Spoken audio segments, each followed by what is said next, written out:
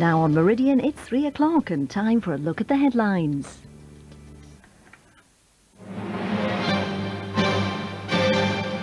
Good afternoon. In the last half an hour, the Foreign Secretary has advised Britons in Bali and the rest of Indonesia to leave the country. Australians staying in Bali have already been given the same warning by their government. The announcement by Jack Straw follows reports of new terrorist threats. In the light of further information and consideration this morning, I've now agreed that we should advise against all travel to Indonesia and also to recommend that all British citizens should consider leaving Indonesia if their presence is not essential. The Court of Appeal has been told that the case against Jeremy Bamber, who's serving life for murdering his family, has been seriously weakened.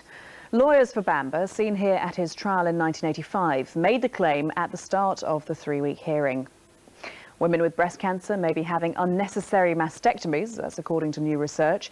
The studies show that simply removing the tumour may be just as effective as taking away the whole breast. David Seaman is facing calls to quit international football after his blunder against Macedonia. The goalkeeper let a corner loop over his head to give the opposition the lead. Afterwards, he looked depressed, although his teammates have given him their support. That's it for now. I'm back with Mark Austin for the ITV Evening News at 6:30. Goodbye.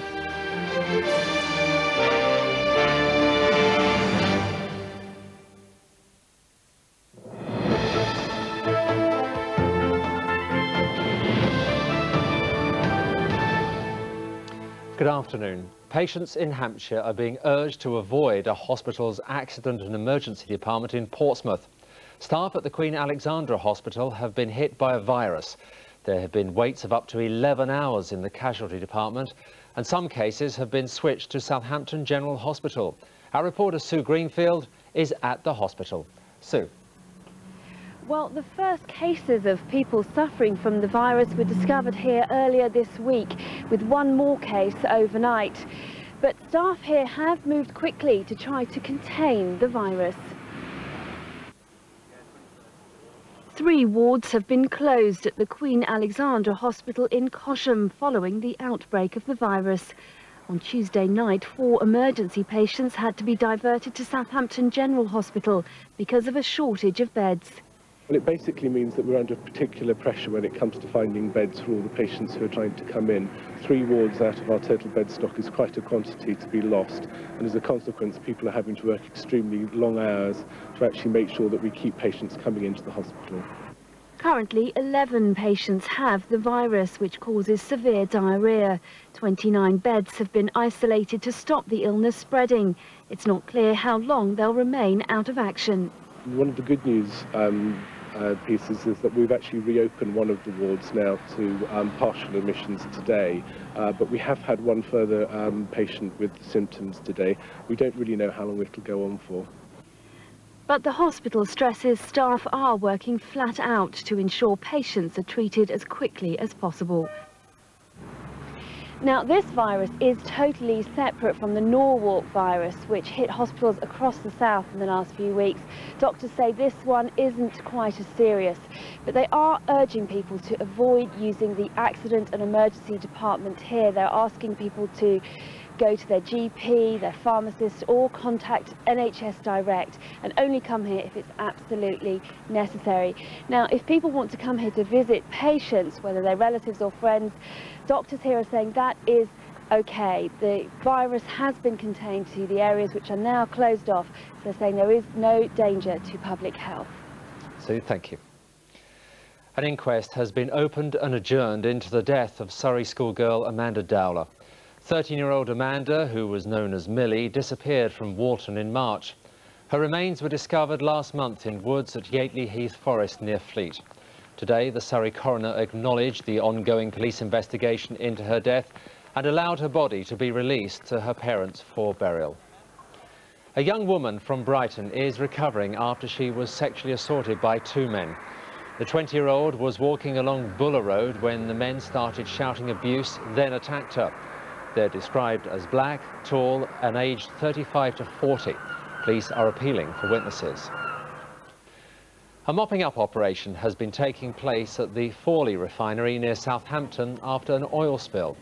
Originally, it was thought that 100 tonnes of oil had leaked from a pipe. Later, it was confirmed that the figure was 1,500 tonnes. Esso says the oil didn't reach Southampton Water or the Saltmarsh area.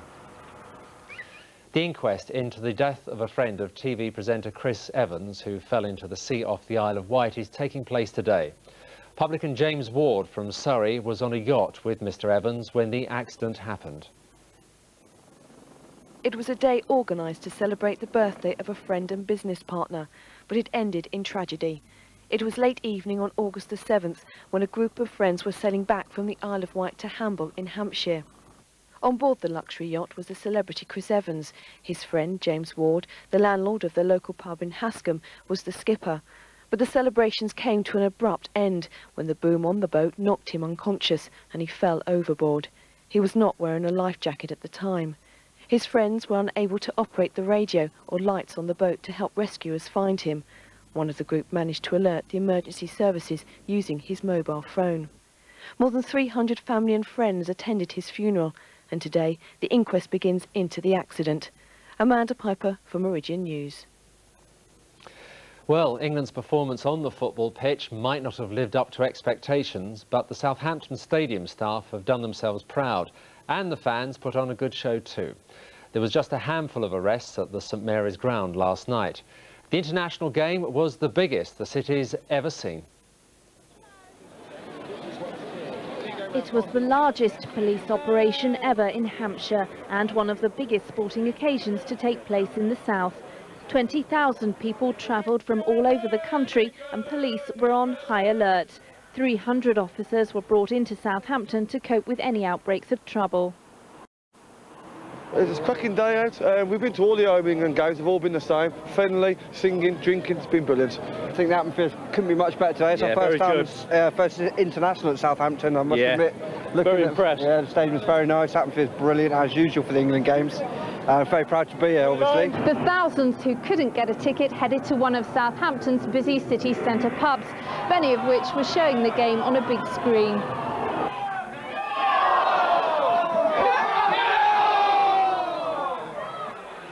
After such a busy night, there were just 15 arrests, including 2 for assault and 4 for public order offences.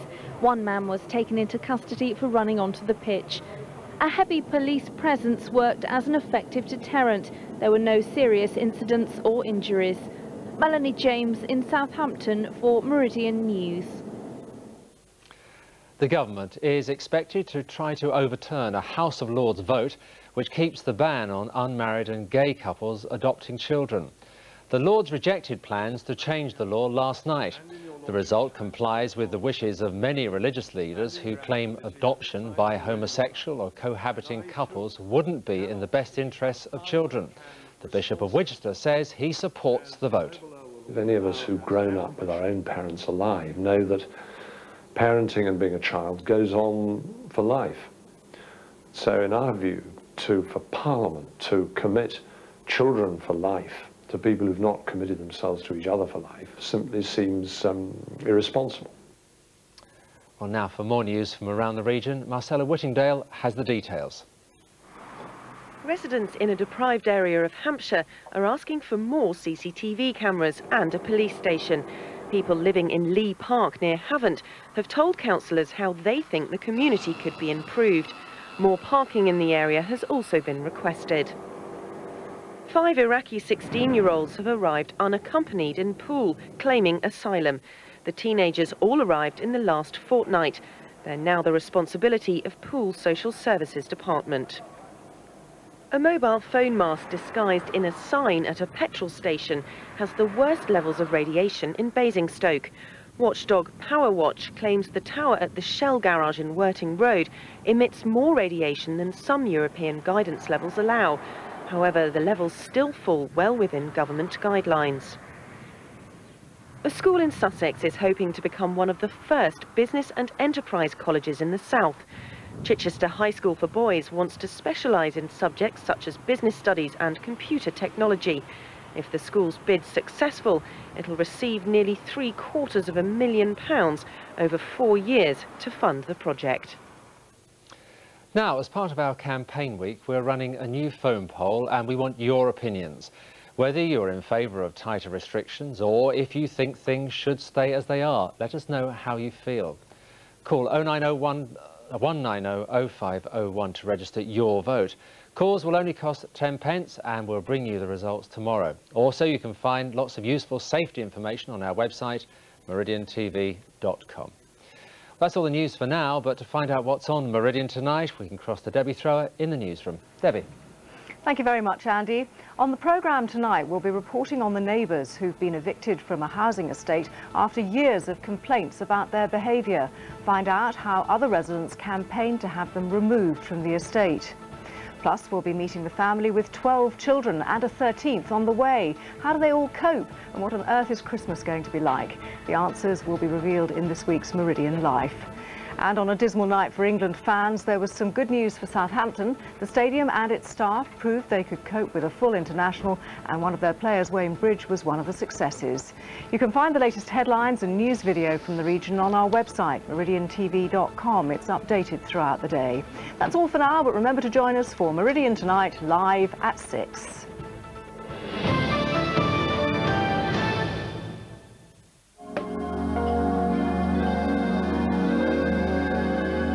Meridian weather sponsored by Sea France.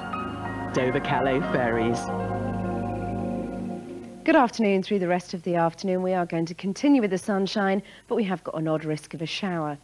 If we take a look at today's satellite sequence, you can see that we have had plenty of sunshine throughout the day today. Just fair weather cloud pushing in and out of the region, turning our sunshine hazy, and through the rest of the afternoon, as I say, things should stay mainly dry. Now, temperatures through the rest of the afternoon are going to rise between around 11 and 12 Celsius inland.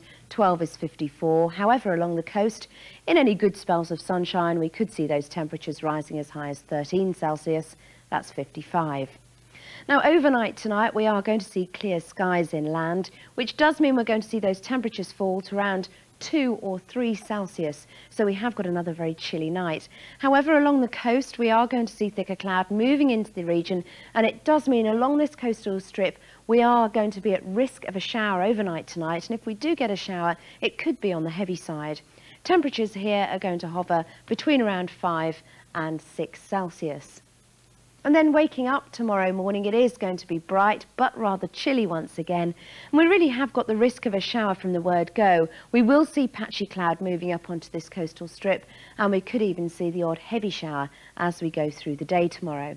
As we come through to the afternoon, we're going to see those winds coming round to a northerly. We'll see patchy cloud and sunny spells inland. Once again, the risk of the shower continuing along the coast. Tomorrow's temperatures slightly cooler than today, between around 11 and 12 Celsius at best. Now, as we look ahead over the next few days, Saturday is going to be mainly dry. We could see the odd shower around, but most places will be dry and bright. Temperatures on Saturday hovering around 12, that's 54. As we get through to Sunday, though, we really are going to see a change in that weather. We'll see an area of low pressure moving in on us, and it does mean conditions are going to turn very wet and windy once again, and we could even see gale force winds. It's going to feel very cool too, temperatures only rising reluctantly to 10 Celsius. Temperatures, though, picking back up on Monday, although the wet weather will continue.